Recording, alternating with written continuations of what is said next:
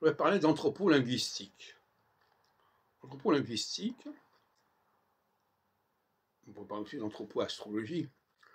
Il s'agit de relier la linguistique avec les réalités physiques, anatomiques. Et il y a un cas qui est tout à fait remarquable, c'est le cas du N. Le N, la lettre commence par comme le nom, comme le nez. Et on parle en linguistique des nasales.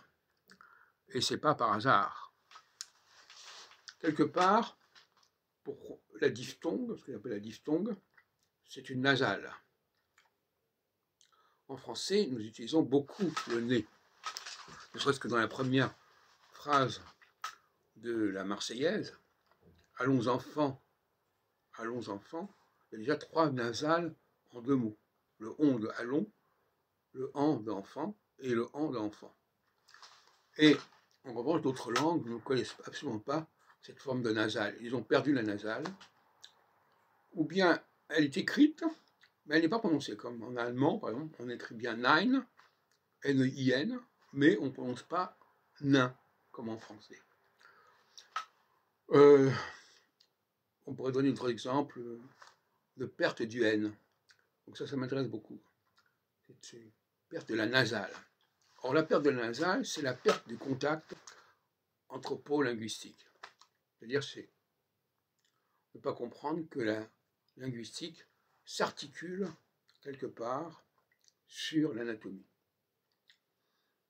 Et le trésor dans la langue orale du français, c'est cette question de la nasale. Alors, d'une part, la nasale, c'est le nom. Donc, il y a encore une autre dimension.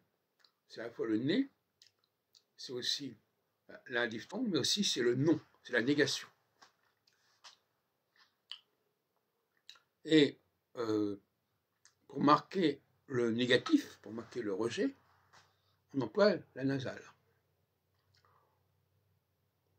Et curieusement, les Anglais ont adopté aussi ce système. Quand ils disent I don't want, ils utilisent la nasale on devant want pour dire que c'est négatif. I can't, ils utilisent la nasale en pour dire que c'est pas possible. Mais ça, ils l'ont emprunté au français.